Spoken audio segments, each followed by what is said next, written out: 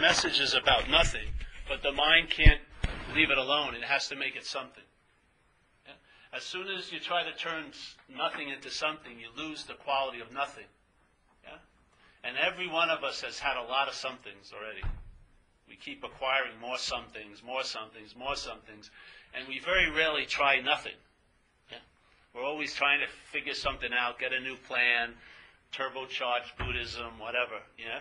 But we never just sit with nothing, and yet nothing has a lot in it. Yeah? So I'd like to first say that there is a solution to the situation that we're in. And the solution is really revealed by the solution, not the problem. So you know the problem by the solution. In other words, when something, it's sort of like if you didn't know what you were suffering from and you had a rash, but you didn't know what it was, and so you'd buy like 10 ointments and you'd try an ointment out. Yeah? And then as soon as you found one that worked, you would just read the ointment bottle and then you knew what you suffered from, psoriasis. Because of when the psoriasis starts becoming absent, you know it. Yeah? You don't know it by its presence, you know it by its absence. So the problem can never know the problem, but the solution knows the problem very well. Yeah? So when the solution is entertained, it reveals itself by the receding of the problem. So when the problem recedes, you know you're onto something. I don't mean temporally or conditionally or circumstantially. It recedes radically. Yeah? And so in the solution is how the problem is revealed. Yeah? And there is a solution. And that solution is just possibly could be you're not what your thought system takes you to be. Yeah? And if there wasn't a devotion to the thought system, you may be open up to new information and new possibilities. But most of us are devoted to the thought system of self-centeredness.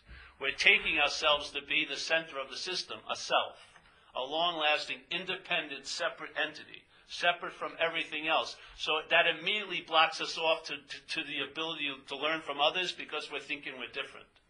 Yeah?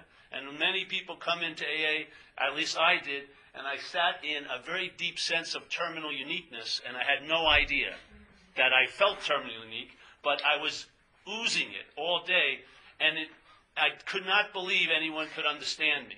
That's how uniquely different I was. I couldn't believe that anyone would think the way I thought, or feel the way I feel, or do what I did. And yet I came into AA, and after a few months of listening to us, I could only come to two conclusions. Either these people got my thoughts and my feelings and my reactions to life, or they're not mine. Yeah? And I'll tell you, the solution is not mine. Yeah?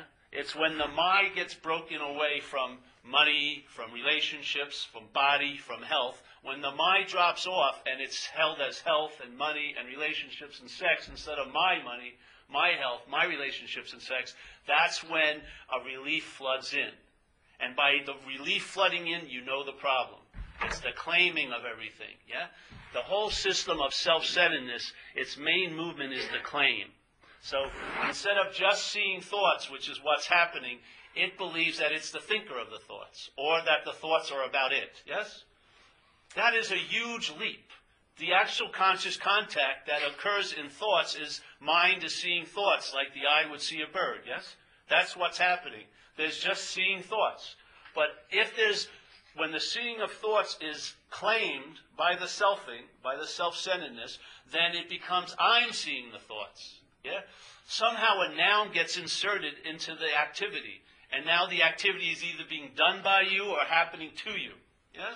You're on either end of the stick. You're either doing it or you're getting done to by it. Yeah? As soon as that occurs, what's forgotten is conscious contact. And that's the living quality of being here, is consciousness in contact. That's the living quality. That's totally forgotten. And in a narration that's based on, because everything has to be based on the living quality. Without conscious contact, there would be no life to have a narration over. There would be no noting of anything. There'd be no you that ever did anything, or no you that should have not done something. None of that would be possible without conscious contact. Yet it's the most forgotten aspect of life. Yeah? in most cases, we're living pretty much totally unaware of the conscious contact and hyper-aware of who or what's in contact and what they're in contact with. Yeah? That hyper-awareness of who and what that's in contact, Paul, and what it's in contact with produces unconsciousness. You live unconscious to the basic fact of conscious contact. You're not feeling it. There's not a sense of the electricity of being alive. Yeah? There's a narration of how it once was and how you feel it's going to be. But it's very, very rarely pinpointing now. Because this now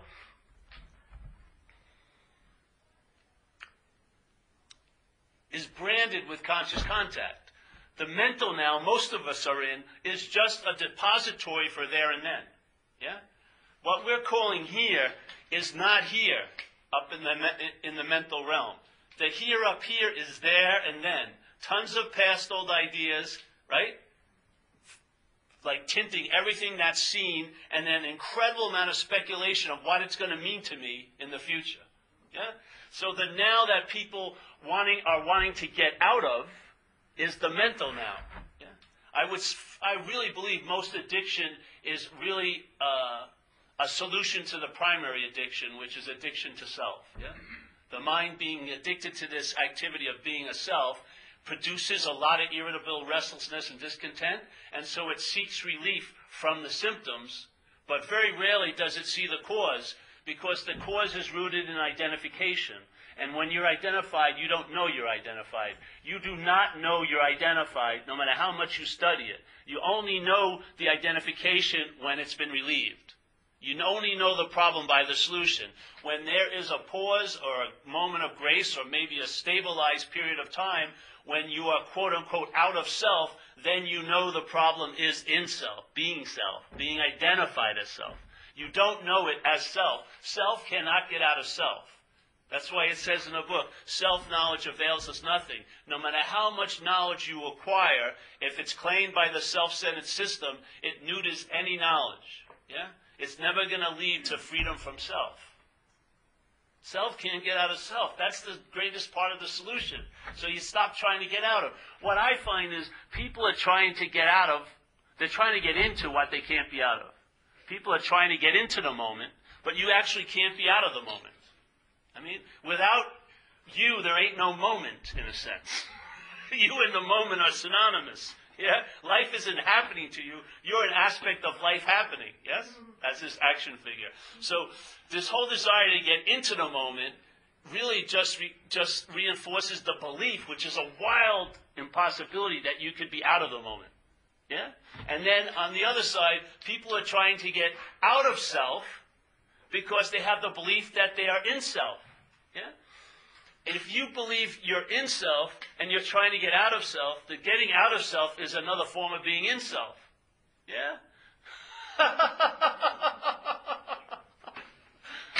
The solution is timeless. It doesn't have any time. It doesn't take a practice or an application. It's timeless. It's a timeless event that appears in some of our lives. Some of its examples are a pause, but the solution is timeless. If doing more of it doesn't produce it, doing less of it doesn't diminish it. It's always available at all time because it's not of time. Yeah? It's a timeless solution. And therefore, the timeless solution is, it's not like a hope you will be okay, or a mythical idea you once were okay. There's a sense of okayness now. Not in the mental now, in this now, in the manifest now. Yeah? The conscious contact is the anchor to the manifest now, because the conscious contact is only happening in the manifest now. There's no conscious contact in the mental now. Yeah?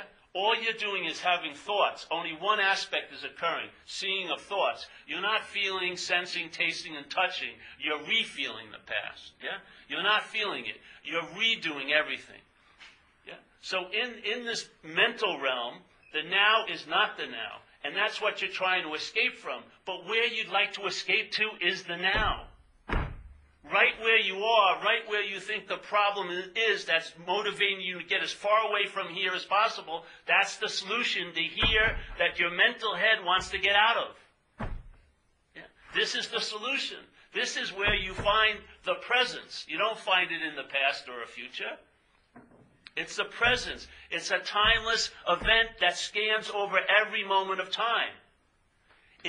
There's no moment in time you can escape the timelessness. The timelessness is infused in every moment of time. So no matter what time it is or where it is, you're right where the solution lies. But not as you. And it's not for you. If the you tries to get it, it makes it something. As soon as it makes it something, that's not the message. Yeah? All right? Then it tries to go the back door and make it a subtle something. That's not the message. Then it goes and tries to learn about a sublime something. It's still not the message. It's nothing. It's nothing. You and I can't get our grubby mental hands on it. Yeah? Every time you try to pick it up, it squirts out the hands. You cannot embrace it. You cannot get closer to it. You can't get far away from it. All of these are mental impossibilities that the mind's entertaining. Yeah? If you're not that, which causes the attention and interest to be wedded to all this activity of mind, if you're not the center that is the gravitational pull of all this baloney rolling around all day, if you're not that center, all those orbits break. And what happens is all this baloney moves out and you sense the space of what's going on. The presence. The presence is of no thing. We're not feeling a presence of a thing right now. What you sense is a presence of no thing. And that's what you get a hit by. The resonation of the message is the sense of no thing as you picks up the sense of no thing as space.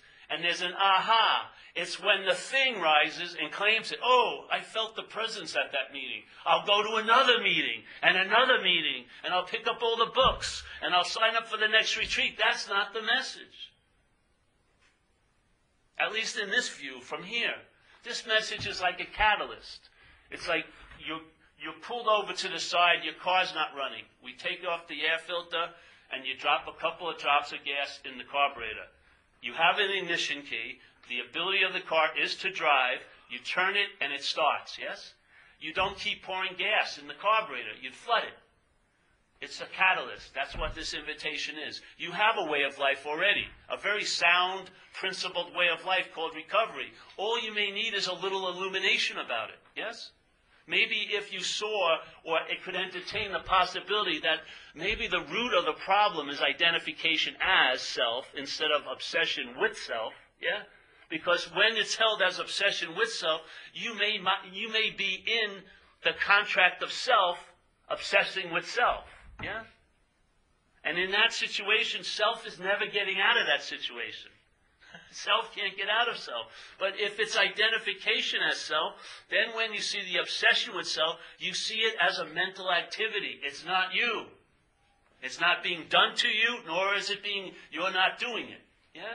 And what happens? It's miraculous. There's a loss of interest in it. Your interest and attention gets unwedded to this incredible dead carcass of a story about you, and now it starts attending and being interested into liveness, things that are actually happening. Yeah? Not what you think they should be happening or what they want, but actually reading the tea leaves as they are, seeing blue as blue and red as red and pink as pink. Yes? And the verification is in your own gut. There's like an unspoken yes. It's like an aha. And you're on to something. Then entertain it. Yeah? Let it in. If it hasn't stabilized yet, accept this view. Yeah? Apply it to the overall view of AA. Put it in there. It may bring more light to the program. Yes? But at one point or another, you're going to have a lot of free samples where the view will not turn into, but there will be a flip into vision. Yeah? You'll start seeing from the solution. Yeah? That's the freedom. You'll see from the solution. Yeah? The understanding is to help that, but then once the seeing occurs, the understanding is totally demoted. It's not raised up as a way of life. You see, it was just to facilitate a new way of seeing. Now that the seeing is in place, you don't need those glasses in a way. Yeah? The glasses are only there to correct the distortion of alcoholism. Once the glasses correct that distortion, you can take both of them off. And now you're like a free-range alcoholic. You're actually free. Yeah? Radically free. Not free because you're happy today, and then you're not free when you're unhappy tomorrow. There's not you that's happy or unhappy. You're neither of this flux of tide going in and out all day. All this change, yes, no, high, low, close and far. You're none of it. You're an unmovable sense of presence. No matter where you are, you're in the center of it. No matter what time it is, you're there. And it never changes. That fact never changes. It never becomes absent, the presence. Never. Never. It's always available at all times. So therefore, to me, if you read the big book, that third step is like that two-pronged part of the third step. And someone just told me about this guy wrote a book. I just liked the first thing he said, quit playing God. The aspect of playing God, to me, is the activity of the disease after you stop drinking and using and before you stop drinking and using. Yes? What was really in place was playing God or managing. Yeah? And for me, one of my first forms of management to handle alcoholism was drinking. That's what my mind came up with. Yeah? So the action of playing God, it says it very clearly. After like 3 pages, it describes the fatality and the futility of any life run on self, and self is what has defeated us and all this, yeah? Then it says, all right, the how and why of the whole program, yeah, which is a pretty big statement, is first, quit playing God. Why? It doesn't work. And then it goes next, in this drama of life, God's going to be director and we're going to be his servants or whatever, some kind of the position of humility, yeah, with this power greater than us. But the first is quit playing God. To jump right to the next without seeing the first, what would be making the decision to turn one's will and life over? What aspect of quote-unquote you would be claiming to be the one who made that decision? I would say it would be the product of the system called self-centeredness. Selfing would be making the decision to turn its will in life, which it's not its will in life anyway, to turn its will in life over to this care of this higher power, but that power would be weaker than it. It would be the bigger God in any situation. Yeah? When push comes to shove, what the mind would be relying on would not be that God of the self's making, but on self that made that God. Yes? Even if it looked like you were relying on that God, it's a making of this God self. So if it's not jumped over and you go to the first and you start questioning, all right, what the hell's playing God? Yeah. Now, maybe the initial feeling would be, I want to stop playing God, which is playing God also. But if I'm not that which plays God, that's the thing. When I'm not that plays God, what gets removed from that selfing? My interest and attention, the God juice, basically. So I stop giving over freely, because I've already surrendered my God juice to self a long time ago. Yeah, I stop giving it over to that, so that without that God juice, it can't play God. It's not God, it plays God with God's juice. And where is the God juice coming from? I would say where you and I are sitting. We give it over to that selfing. We believe it. We're devotees to the thought system. How do you think, how could such a strong reaction be produced by thinking about what's not happening? Only by faith. Only by a strong faith in those thoughts about next week could it produce such an effect on this apparatus now. Without faith, it would have no effect because it's not happening. You and I are miracle workers. Jesus, there's that story about he brought Lazarus from the dead, but at least Lazarus was alive at one time. We're bringing stuff from what's not happening and producing huge effects now just by our faith in it. So when you're identified as self, that's the highest form of faith in the failed system. I mean, you can't give more meaning to anything than it's you. That's a damn big meaning to give something. So there I am having faith in the system, and it's concerned about what's going to happen, very rarely about you, but to me, later. And by just through thought about that, it can provoke huge feelings, and it produces an incredible movie. False evidence starts appearing real. Yeah? If I share it with someone else, they don't see it as real, but I see it as really real. So I go into, the mind gets into a very strong delusion, and now it's taking its cues from false evidence, and it's appearing real. So now it's living in what's not happening, and it's totally dark. There's no light whatsoever.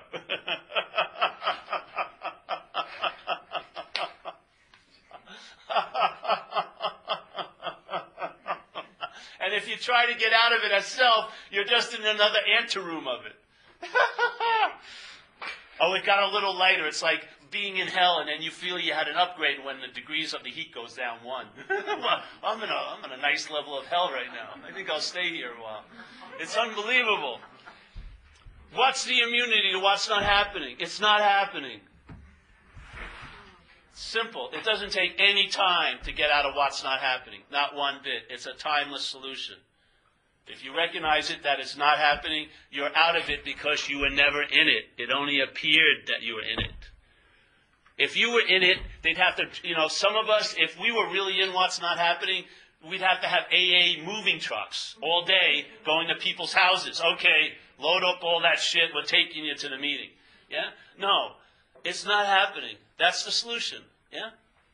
How are you going to have the eyes to see and the ears to hear that? Well, maybe if you're entertaining this now, this can be a sufficient enough anchor to give you immunity to what's not happening. Just to be conscious, which is no effort at all because you are conscious. It's just to notice what's already so. Maybe you can start with your breath. Notice that. What's noticing the breath?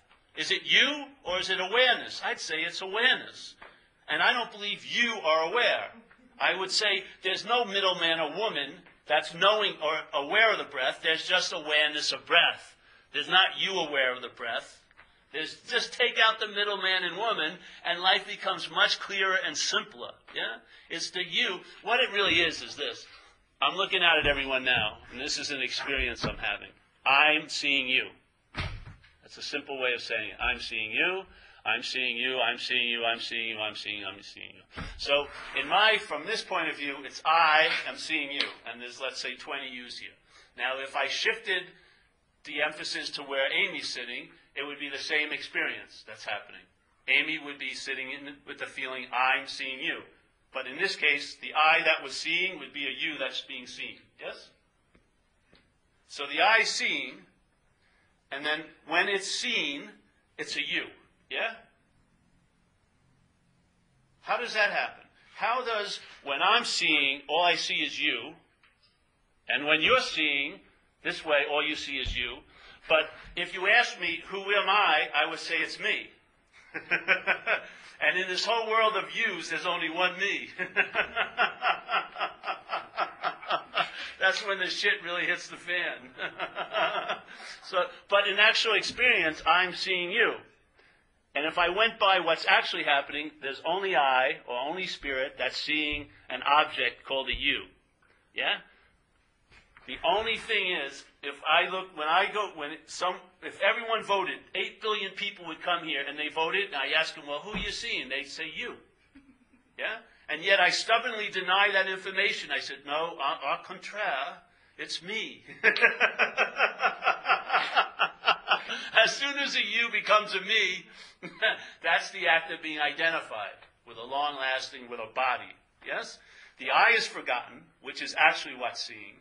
Yeah? It's not you that's being seen or seeing. It's I. Yeah? So the I is what I sense is what we are. The spiritual, that's the psychic shift. That's the spiritual awakening. Yeah? Is that the I wakes up to itself. Yes? And therefore, as soon as the I happens, then the me is seen not to be me, and then I start letting life happen more freely, like I would let it happen to you. Yeah? And now instead of seeing life as happening to me, I just see as life is happening. It's a much nicer way to travel. Yeah? I can't say it's going to make your life better or worse, but you'll travel lighter through whatever your life has in store for you. That's for sure. Yeah? And that's how you know the problem, by the solution. When you're relieved of that bondage of self, you know the self-bondage was the problem. You will know it emphatically. There'll be no need to authenticate it from other outside sources. There will be an unspoken echo of a very strong, powerful yes. You'll enter the stage of being convinced. Yeah? Convinced. You will now know beyond doubt. And that convincing changes surrender to surrendered. That convincing is what produces you cease fighting everyone and anything. The problem doesn't exist for you because it doesn't exist as you anymore. Yeah? This is when it's like a radical shift, where this stuff starts happening with no thought or effort on your part. You have absolutely no role in it, one bit. Yes? Not one bit. And then you will start living with a very clear sense of the main principle, which is you have it by giving it away. You have it by giving it away.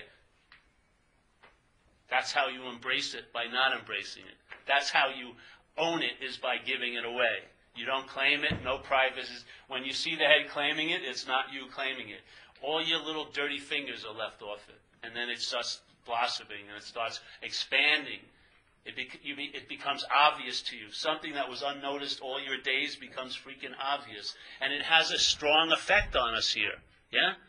It's seeking expression, and it's seeking it through us. My maintenance of it is honoring it. That's it, really. I just honor it. And it's not me honoring it. I mean, when this is noticed, I mean, it's just almost a natural response to get on your proverbial knees in a way and honor it. And then you pay your little rent to Caesar, to things, yes? But your real donation or your real investment is in no-thingness. You sense the context of the day, not what happened during the day. Yeah, you lose interest in all the particulars, and you get very interested in the space of what's going on. You sense awareness. Yeah, it intimates itself to you, and it has a profound effect on how you appear to be here. Yeah, and then you can sit in the certainty of it. And for me, that's a very high level of service. Is if you're sitting in the certainty that I'm not that. Yeah. I am not that which is provoking all your fucking distorted interest. I am not that is the treasure trove for all the anxiety that you're ridden with. I am not that, right, that is supported by all those bullshit stories. I am not that which has to be right. I am not that has to be special. I am not that. It's not fighting it. It's not doing anything with it. It's just a form of negation. I'm not that. And then I don't try to find out what I am, because you can't. How you know what you are is by seeing what you're not. That's the one master says, when you know God, to know God is to be God. That's what happens. Yeah? To know truth is to be truth. To know freedom is to be freedom. Yes? And you know it by the phantom absence of the self. Yeah? You'll never know it as a self. You know it by its absence. And I'm just sharing with you, in my investigation, it's inherently absent. It only appears to be present. Yeah? It only appears to be present in time.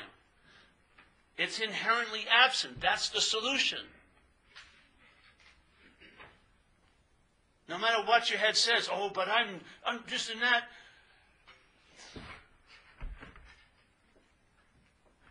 In AA it says, it asks you a very simple question. Why are you in fear today? And thank God he doesn't let us answer. It would have been a fucking 900-page book, Stories. We'd have tons of stories of why we're in fear before we had the recovery stories. No one would have read to the end of the book. It's fuck this, I don't want any of this shit. But it says, isn't it because self-reliance has failed us? Yeah. So in a sense, it's a failed system. Now, when you're identified as self, when the system fails, you'll usually blame you. Yeah? It will always go back to being self-centered. So you'll never see the failure of the system because you'll be too busy blaming yourself for the failure in your life. But it's a failed system. It has really nothing to do with what you are. It has a lot to do with what you're relying on. If you're relying on something that's failed, your life's probably going to look the way it has. Yeah? And if you don't believe it's a failed system, look at, like, say, a furniture delivery store. If they had a perfect, impeccable record of delivering the couches on time, would they need any excuses? Would they need any rationalizations? Would they need to blame anything for the lateness of the delivery? They've always delivered it on time, yeah? There would be no need for excuses, rationale, or blame because their system works. It's not a failed system. You've got to see the debris of the failed system. It's like a smoke screen it throws up all day. It always puts off your urge or desire to be okay now and gives you a Stalinist plan of how you will be okay if you jump through 80 hoops or 90 hoops. And it always adds and changes the hoops as you go along. And even when it fails, you never sit in its failure, you sit in your failure. It's always brought back to you. It's a perfect fail-safe mechanism because the mechanism is identification as. If you weren't identified with that system, you would have got off that dead horse a long time ago. But you keep resuscitating it because you can't see the difference between it and you. Yeah? You can't see the difference. That's why we go through outrageous lengths of therapies and everything. Not to have anything right or wrong with therapy. We can't entertain that we can be free of it because we're identified as it. It's like the parasite's taken over the host. The host forgot it has its own qualities. It's taken on the parasite's qualities, and it can't for the life of it think itself out of the system it's in. Self can't get out of self. It's like a form of slavery. And the tightest handcuffs are when you want to be out of it. When you really want to be free of it, it really tightens up. You don't realize it's about letting go and relaxing and abandoning. It's not about focusing and concentration and more practice. It's about less of it, in a sense. You give up. You can't let go of that.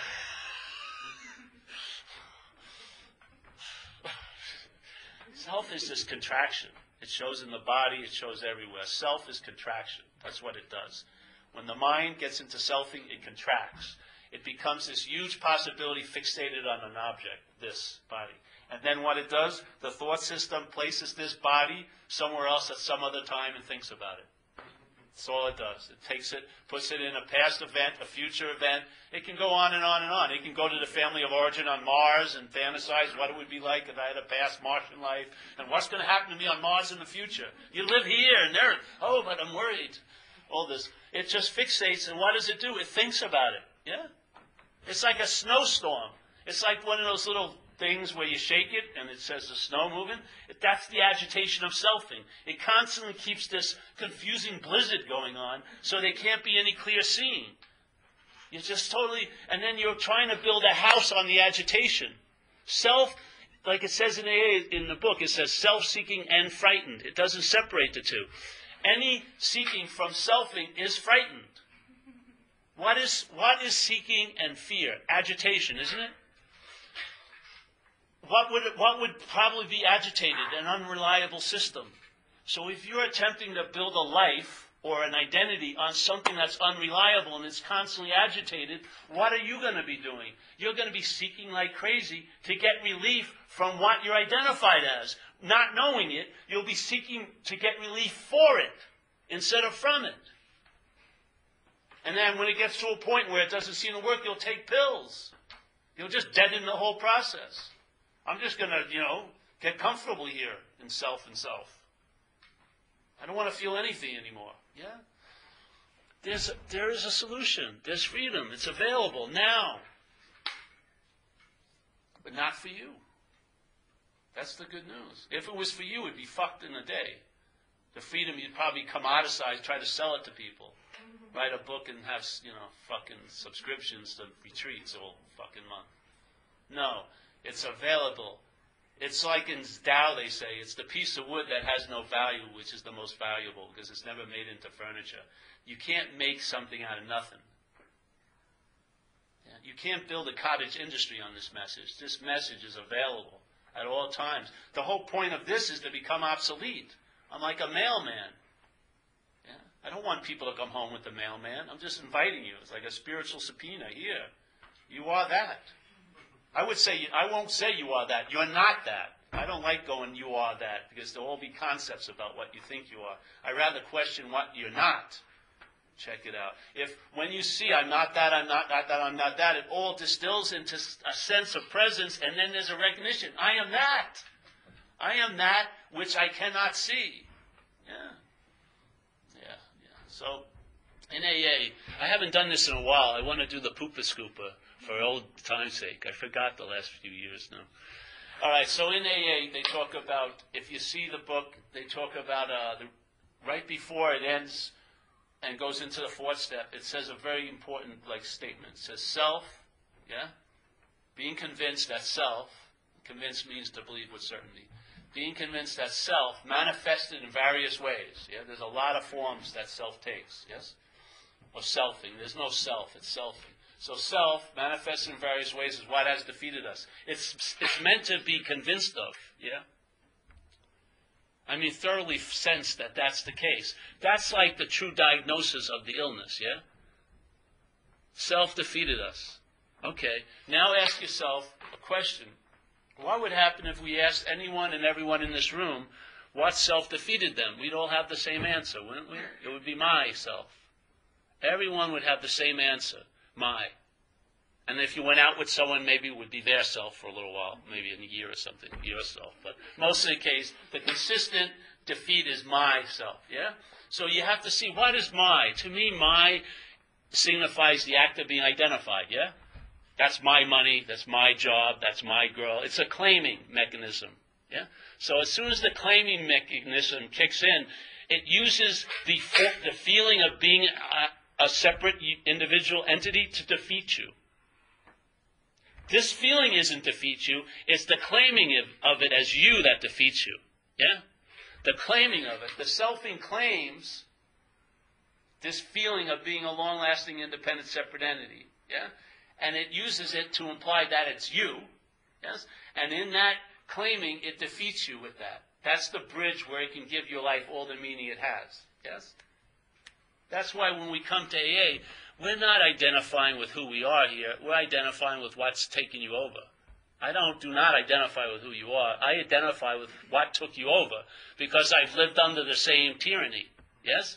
And it's very clear that what took you over seemed to have taken me over. So how could it be me if it took both of us over? I would say it's like a foreign installment. If it's a foreign installment, it can be freed from. Yeah? The host can break away from the bondage and sense its own hostness, and then it would be able to tell the characteristics of the parasite, and all that would distill is, I'm not that, and it would lose interest in it. It would lose interest in the whole thought system about there and then. And what would happen is, without any effort on your part, you'd be anchored here a whole lot more. Yeah? And here is where you get the guidance for what's happening. You don't get the guidance from the past and the future. That's about what's not happening. You get guidance about here. Yeah? You get downloads now, which allows you to navigate during the day without so much premeditation. It just sort of drops in, and then you know what to do the next moment you need to do it. Yeah.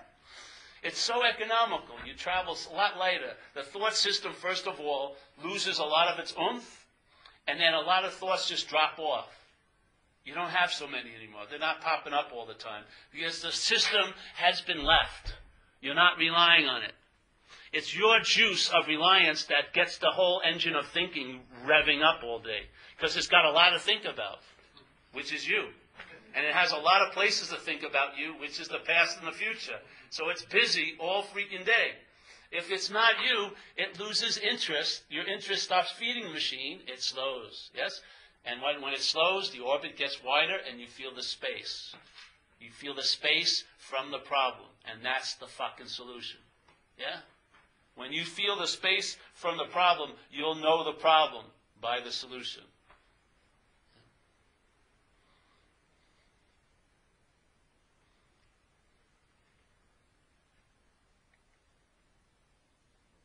Oh, let me get back. I was going to that inventory. Okay. So, all right. Being convinced that self, manifested in various ways, is what has defeated us. Can we at least be willing to entertain that as a fact? Yeah? Being convinced that self, manifested in various ways, is what has defeated us. Two different aspects, yes? Okay. All right, so if we can be at that point, then it says, okay, we will now look at its, right, common manifestations, meaning self. Yeah? And in the next paragraph, it says resentment. So I don't know, maybe I'm crazy, but the way I see inventory is I'm actually doing an inventory on this thought system called self's expressions through this into my life. And one of them is resentment. Another one of its expressions is fear. Another one is hurting people in the pursuit of what I want. Yes?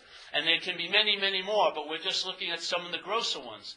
What would happen if when you would share, you would recognize the activity of the problem while you're sharing, when you call a resentment yours? When you call fear your fear? When you call acting out your acting out? Wouldn't that actually express the act of being identified with something that you're not? That its expressions are being called yours as they move through? I would say so, eh? If those are self-expressions, and every time they appear, and usually you don't even see them when they're happening, we're so unconscious, let's say, but when we find out when someone says, hey, you owe me an amends or whatever, but that, then what's your first recognition? My fear, my resentment. We claim the expressions of selves as ours. How can that not be the activity of being bonded of self? If the expressions of a foreign system are moving through what you call you, and every time you become aware of them through someone else or you claim them to be yours, I would say that's the self-centered loop of bondage of self. The mind is actively bonding itself all day by when the expressions show up, it claims them. You know how easy it is to do a fearless and thorough inventory on someone else? We do it all day. You probably did one on me when I walked in. I can do one on you in 5 minutes. But then it takes months to go over our inventory. Oh, I'm having a hard time. Please illuminate me. It's just fucking mental confusion. It doesn't want to know. What's the point? It doesn't care if Amy? Oh, yeah, she's this and like that. There you go. Like a 2-minute, I could do a speed inventory. How can you possibly believe you can do a fearless and thorough inventory on what you're identified as? It's fucking ridiculous. If you're going to do an inventory of what you're identified as, the identification as is a giant blinder. You're not going to, that's why you need a sponsor to illuminate a little bit. You need a sponsor and you need a higher power, and hopefully ask that in, because with those two different lights, maybe you'll see a little bit of the patterns. But the basic proclivity of blindness is in place by the identification as. I'm saying let's question that, and maybe there'll be a whole lot more light in the process when you do the process. And what the process does is it illuminates, really. If we can increase the wattage, then there'd be an easier access of illumination and the possibility that the illumination would stabilize instead of the disease co-opting again. Yes? Constantly, even when you think you have the light, it becomes an experience that gets forgotten. And now you compare every moment and you cause suffering now on, it was once light. Jeez. We're attempting to sort of break the bondage of self by seeing it as not us. Why not give it a shot? Entertain it. If it's worth its salt, it'll verify itself by the entertaining of it. You'll see the fruits of the tree. Not by the tree, but by what happens. And then you're on to something. And then that honoring, have some immunity, because the habit is to constantly bring it back to you again. There is no parking place. It's not a parking place with your name on it. Everything's going. There's no it's happened to me. No. Everything is just happening. There's no parking. That's the feeling of being free. Nothing clings to you. There's no lint building around you with these old ideas and these beliefs, because you've taken the center. You questioned the false center. Fuck about all the knowledge about the earth and the moons and the planets. It's the center that holds them in place. Take that out and see what happens. What I found is everything moved out, and what I sensed was the space. It's claustrophobic up here, isn't it? You're like a storage unit. Tons of shit going over things. Possible things that never will ever happen.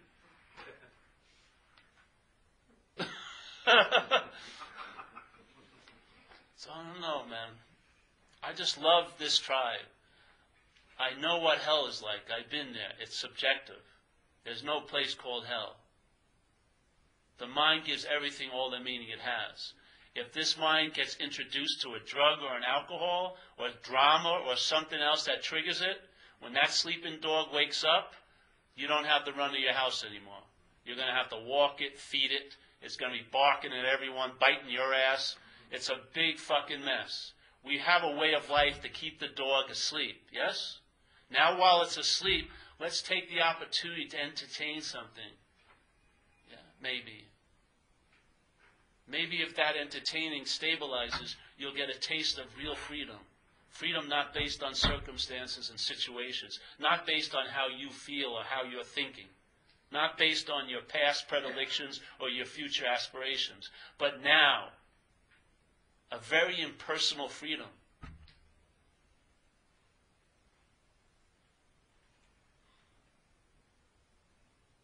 I see people suffering unbelievably in this program. It's just unbelievable. And when I hear them share, one aspect my mind does, it follows it back to where it came. And I'll tell you, the whole it always goes back to is identification as a self. It always goes back there. That one impossibility spawns all these things, all these other impossibilities, and they appear to be really possible. And we live it out as if it's so. And there's no freedom from it. It doesn't matter how big a spiritual resume you have. One night, something can happen, you'll be smoking crack, and you're fucked. I don't care, you're a super duper Zen master. It's gone out the window.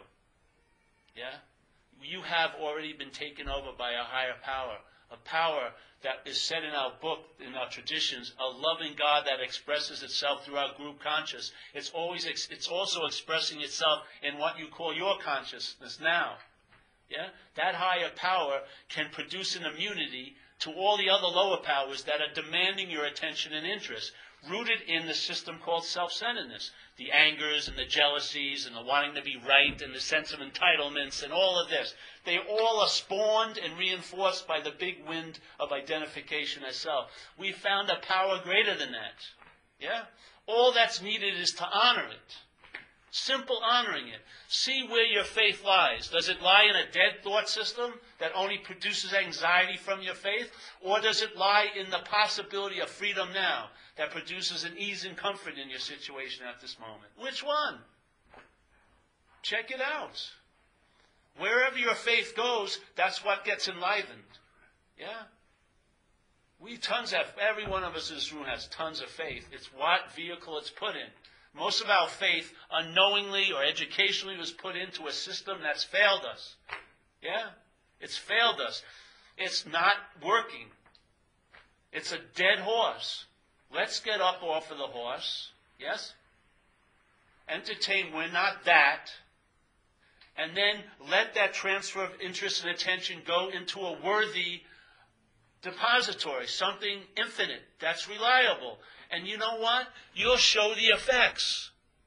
It's just like a rose bush. It's not blooming because it's in lousy soil, getting no water, no light, and a very small pot. Yeah? And of course, the rose bush in self-centeredness is blaming itself for not blooming. I'm the one. I'm very unique. I'm the only rose bush that's not blooming. You take that rose bush and put it in a big pot and some good soil and some light and some rain, it's going to bloom. Yeah? We've been already shown the way. We have a way of life that will keep us in that pot. All we're doing is look up. There's a lot more sunlight coming. Yeah? Look up. Yeah? It will infuse you. It will infuse you with gratitude. Not an experience of it. You'll be infused with it. You'll have gratitude in your attitude. Yeah? You know what? How low level an experience is compared to a state? When you're in a state of gratitude, it's unbelievably different than an experience of gratitude. A state of gratitude will go unnoticed by the conditional mind. That's why it's so valuable. An experience of gratitude will be used to make up a story sometimes. But when it's a state, you can't really put your finger on it. The mind can't claim it. It goes unnoticed by the conditional mind. There's no metals. There's nothing shiny. It's just ordinary dog shit awareness. There's nothing, no one's recognizing, oh, you're so bright and present. Oh, yes, I came from the retreat. I'm really... No, none of that. You look like a normal Joe, maybe, yes? But therefore the mind, when it's it's like little Eye of Mordor, Sauron, going over looking for its precious, it doesn't see the ring. It can't pick it up because to it it's unvaluable. It doesn't make you special. It doesn't make you unique. It doesn't make you anything. It's nothing. And it doesn't pick it up. That's why it's valuable. The mind doesn't recognize it. If we started coming in here and we had like stripes, and I had like a colonel thing, then it would be, oh yes, Paul's the colonel and we're corporals, and then there'd be recognition, and then the hierarchy and position and getting closer to the colonel and all like this would happen. But it's nothing like that. There's nothing to get, nothing to claim. It totally has no value to the conditional mind. That's why it's incredibly valuable. Yeah, because he erodes it from the inside out. It can take any antidote and make it into poison. Any practice you enter into here, it will gobble it up and turn it into a fucking poison. You'll claim to be the one who's practicing it. But from the inside out, it erodes that, and then you don't even know it that the narrator has dropped. You're not narrating your day anymore. There's no voiceover. There's just living the day. You're going here, you're going there. There's no, oh, I'm going here.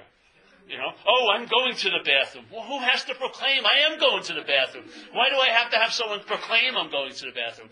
I'm going to the thrift store. No, I'm at the thrift store.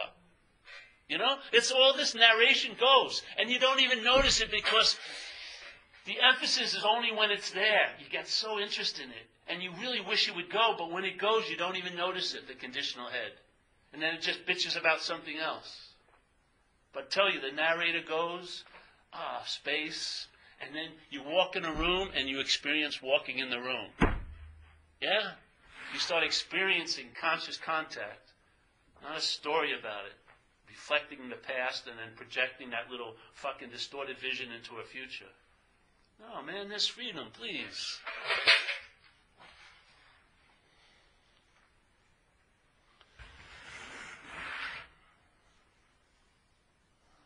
This isn't an event. This is an invitation.